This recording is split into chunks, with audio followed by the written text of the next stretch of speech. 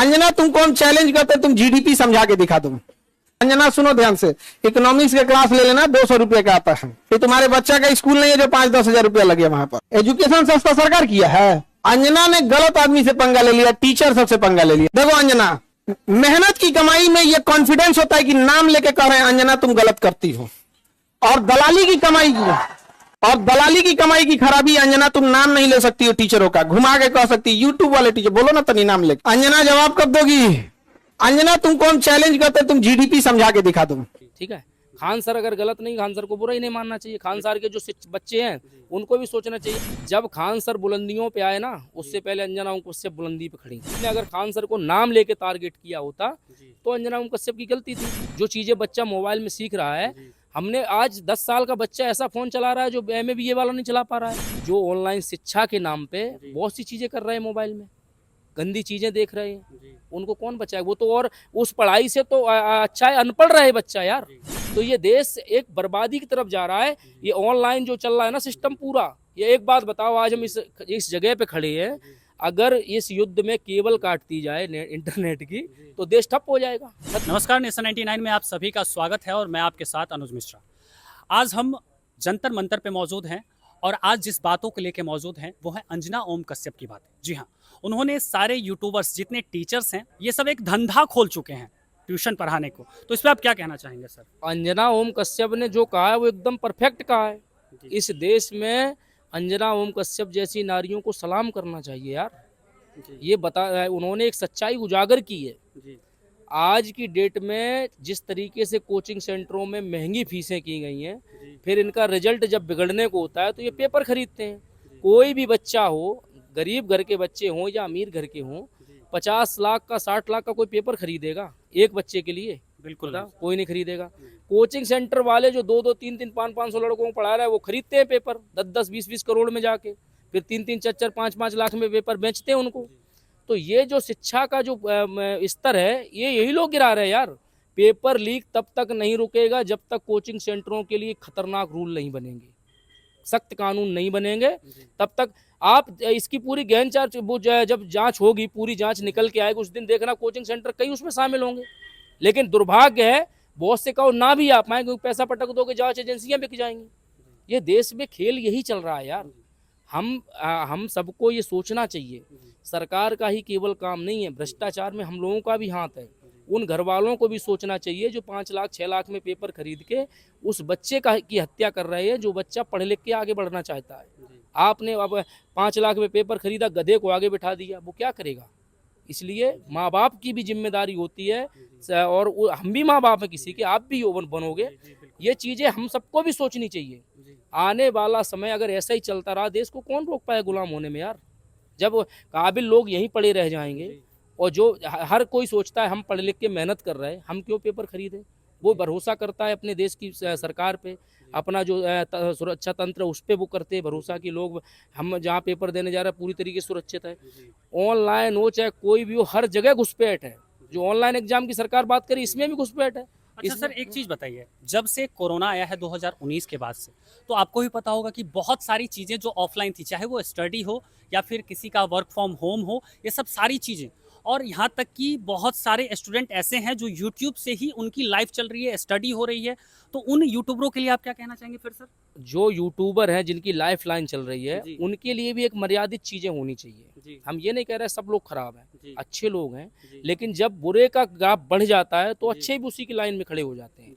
हमारा कोई भी चीज़ हो, हमारे समाज में जैसे कोई गंदगी है या हमारे लोगों में गंदगी है, यूट्यूबर 50 हैं, उसमें 5 लोग ऐसे भी हैं जो पूरी सिस्टम को ख़राब करना चाहते हैं, तो उनको 5 के चक्कर में हम 45 क्यों ख़राब हो? हम उनको अलग कर देंगे ना यार। ये चीज़ें सब, हर कोई ख़राब नहीं है। मुसलमान है, मुसलमान के सब खराब है? सब नहीं खराब, 10% अच्छे भी हैं, जिनमें से कलाम जैसे लोग भी निकले। लेकिन जो 10%, जो 90% गंदगी है उसमें साफ नहीं हो पा रही वहाँ पे, क्योंकि वो 10% अच्छे हैं। जो आप लोगों में 90% अच्छे लोग, 10% खराब हैं, उनको तो गंदगी साफ करनी चाहिए ना, लेकिन वो नहीं करना चाहते हैं। हर कोई अपने बच्चे को ये सोच रहा है कैसे भी करके हम सेट कर दें एक बार, लेकिन वो यही भ्रष्टाचार की सबसे बड़ी जननी बनती जा रही है। जो 50 लाख दे के, 5 लाख दे के या रिश्वत दे के नौकरी पाएगा, वो ईमानदारी से नौकरी करेगा? वो तो वो वसूल करेगा पहले। लेकिन युवाओं का कहना है कि खान सर जैसे लोगों को अगर ब्लेम किया गया तो हम बर्दाश्त नहीं करेंगे, हम सहेंगे नहीं। अंजना ओम कश्यप की बात। अंजना ओम कश्यप जी ने किसी को नाम लेके टारगेट नहीं किया है। हो सकता है खान सर उस ग्राफ से बाहर हों, ठीक है। खान सर अगर गलत नहीं, खान सर को बुरा ही नहीं मानना चाहिए। खान सर के जो बच्चे हैं उनको भी सोचना चाहिए। अंजना ओम कश्यप जी ने अगर खान सर को नाम लेके टारगेट किया होता तो अंजना ओम कश्यप की गलती थी। खान सर उसी मुस्लिम समाज से 10% में आते हैं जिसमें अच्छे उन्होंने हॉस्पिटल भी बनाया, जी बिल्कुल। 100 रुपए में वो MRI कर रहे हैं। वही तो चीज़ उनको मैं तो कह रहा सलाम, हूं, सर। उनके ऊपर उंगली नहीं है भाई।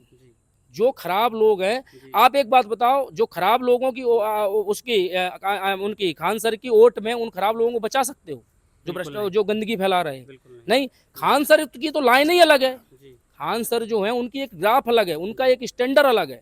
वो एक समझ लो माउंटेन पर्वत पे खड़े हैं। तो किन टीचरों को निशाना किया जा रहा है अंजना ओम कश्यप के द्वारा? जो करना चाह रहा है वो बिल बिला रहे हैं, बहुत से बिल बिला रहे हैं।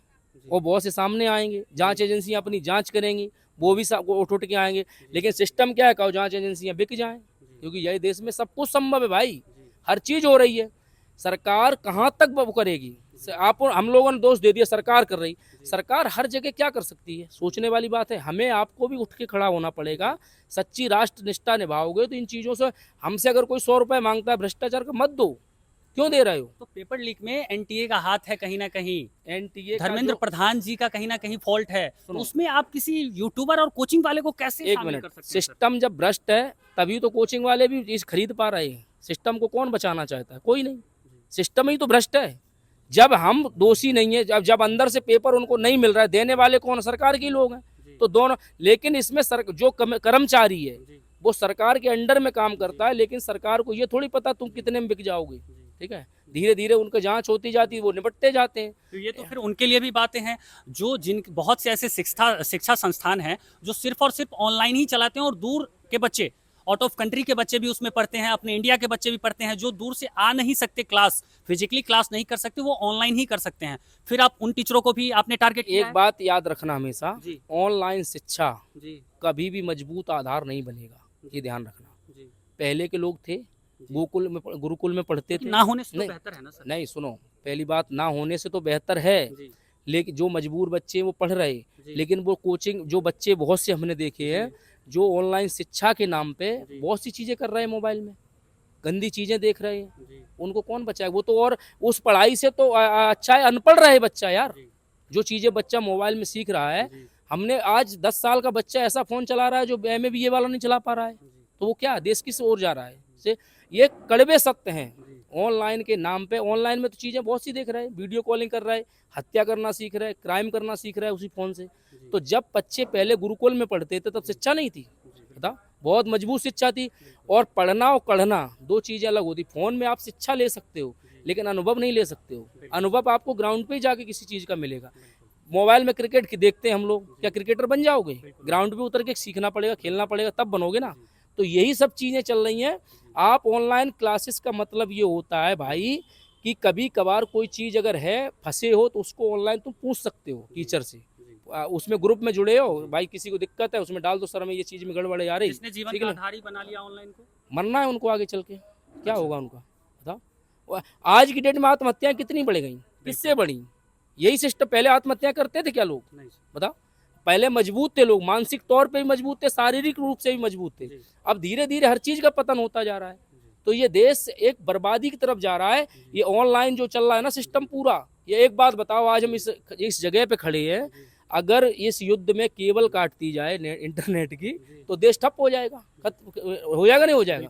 तो पहले क्या था, बहुत सी चीजें ऐसी थी जो अपने ठप्पा चलता था, उन्होंने बोला ये लो हो गया। लेकिन खान सर ने रिएक्ट किया है, कहा है कि अंजना ओम कश्यप ऐसे ही कुछ भी बोल देती हैं, बकबका लेती हैं, इस पे क्या कहना चाहिए? जब खान सर बुलंदियों पे आए ना, उससे पहले अंजना ओम कश्यप बुलंदी पे खड़ी थी। अगर अंजना ओम कश्यप ने खान सर के बारे में बोला है तो उन्होंने, अंजना ओम कश्यप जी ने, वैसे हमारे हिसाब से हमने उनका पूरा इंटरव्यू देखा, नाम तो उन्होंने लिया नहीं किसी का, लेकिन तीर जब कहीं लगता है, कुछ चीजें ऐसी होती हैं दोस्त जो अदृश्य होती हैं, आने वाले समय में दिखती हैं।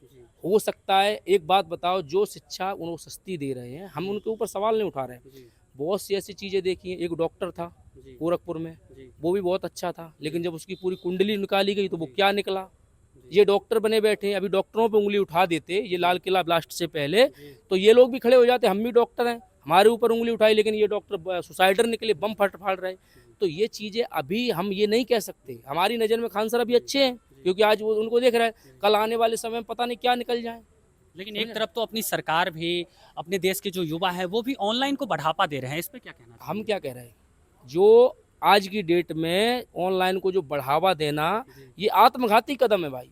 आत्मघाती आने वाले समय में आप देखते जाओ, ऑनलाइन, हमने पहले भी कहा, ऑनलाइन एक आत्महत्या की तरफ लोगों को ले जा रहा है।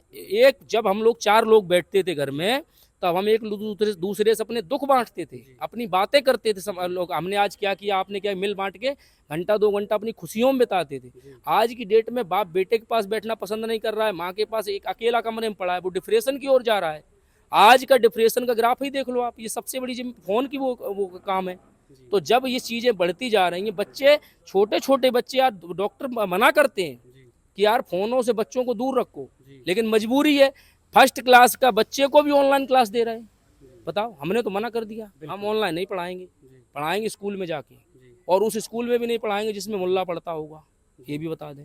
अच्छा। हाँ, उस स्कूल में भी नहीं पढ़ाएंगे जो कॉन्वेंट होगा पादरियों का, हम उसी में पढ़ाएंगे जिसमें हमारे वंदे मातरम का गीत गाया जाता होगा। तो आप अंजना ओम कश्यप के साथ खड़े हैं या उनके खिलाफ? मजबूती से साथ खड़े हैं। अच्छा। अंजना ओम कश्यप की बराबरी करना हर किसी के बस की बात है। हमारे एक युवा बिहार को की आखिरी बेटी, संदेश, जी। एक बिहार की बेटी निचले स्तर से उठ के आज अपना नाम कमा रही है, उसके बारे में हम टिप्पणी कर सकते हैं। अच्छा। हमारे युवा को आखिरी संदेश क्या देना चाहिए? युवाओं को आखिरी संदेश ये है कि भाई, मेरे बेटे की तरह जो हो, भाइयों की तरह हो, आप लोग इस ऑनलाइन के कल्चर से थोड़ा थोड़ा धीरे धीरे निकलने की कोशिश करो। पढ़ाई पढ़िए आप, यार एक से एक किताबें हैं यार, आप उसको छान मारिए।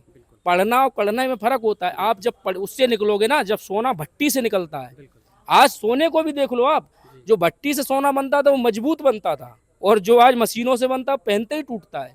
तो आप वो सोना बनिए जो भट्टी से निकलता है। आप जब उस तरीके से निकलोगे तो आने वाले समय में आपको चमकने से कोई नहीं रोक पाएगा, दुनिया की कोई ताकत नहीं रोक। आपको तमाम जीवन है, संघर्ष है, बहुत से संकट आएंगे। आप मोबाइल से पढ़ के आत्महत्या कर लोगे यार, माँ बाप को अकेला छोड़ जाओगे, बीवी बच्चों को अकेला छोड़ जाओगे।